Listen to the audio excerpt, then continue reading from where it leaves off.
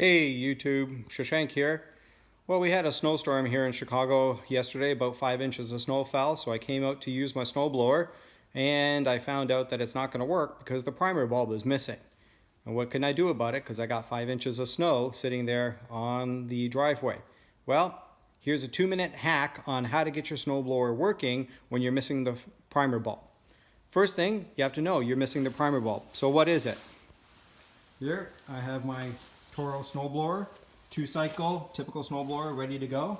Everybody who has a snowblower knows that the primer bulb is that black piece of rubber that you put here, and that you usually put your finger on it, you press it twice, turn on the ignition, electric start or crank start, whichever one you want, and that gets it going. But here, when the bulb is missing, sometimes that piece of rubber gets rotted out. In my case, it had completely dried out and it was leaking air.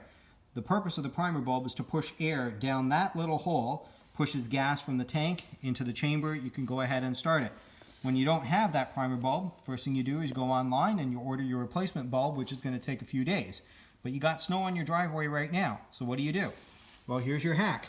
You take a turkey baster or a medical syringe or whichever one you want that shoots air. You don't need a lot of it. All you do is you match up the syringe hole with the hole over here, plunge it once, maybe twice at the most. That's going to push air down the little hole. Gas will go from the chamber or the gas tank into the chamber. Turn your ignition on. Go ahead and crank start. So I just did it a few minutes ago. Didn't even need the electric start. Lots of air, lots of gas went in there. Pulled off the choke, and then off we go. And Bob's your uncle was able to shovel the driveway. Now, replacement bulb comes in. What do? Well, depending on the model, you're going to have to replace the bulb. So that may mean taking off the top cover with the 2 screws here. You're going to eventually need to take this black cover off. There may be screws down here that you need to take off. You're going to always want to make sure that you don't wreck the ignition wires when you take this off. And then you might have to take it off a little cover back there. Eventually you're going to pop this black cover off.